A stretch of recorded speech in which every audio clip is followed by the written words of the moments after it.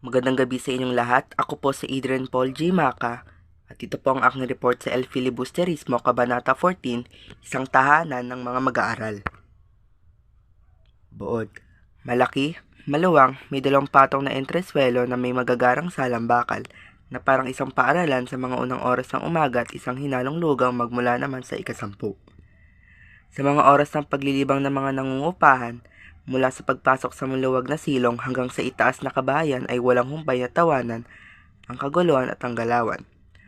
Ngunit ang ingay kaguluhan ay unting-unting napapawi. Samantalang dumarating ang ilang may katangiang mag-aaral na inimbitahan ni Macaraig upang balitaan ang lakad ng Akademya ng Wikang Kastila. Si Isagani ay sinalubong ng buong giliw na gaya rin ng taga-Espanyang si Sandoval. Nakawaning dumating sa Maynila at tinatapos ang kanyang pag-aaral.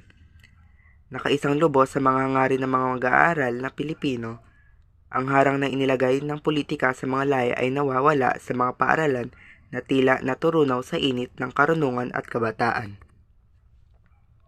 Mga tauhan, Macaraig, ang nagpatawag ng pulong upang balitaan ang lakad ng Akademya ng Wikang Kastila.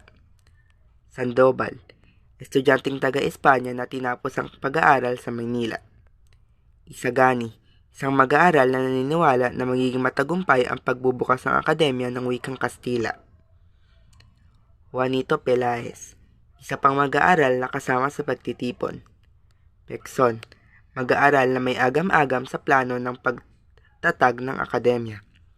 Padre Irene, tagapagtanggol ng mga mag-aaral laban sa mga tutol sa kanilang layunin. Pepay, isang mananayaw na matalik na kaibigan ni Don Custodio. Dinoong Pasta, isang abogado na nilapitan ng mga mag-aaral upang kumbinsihin si Don Custodio.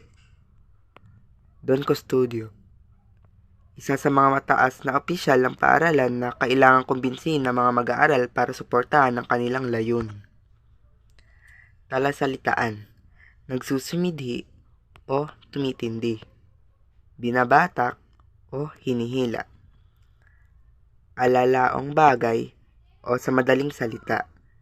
Sinabat o sinagot.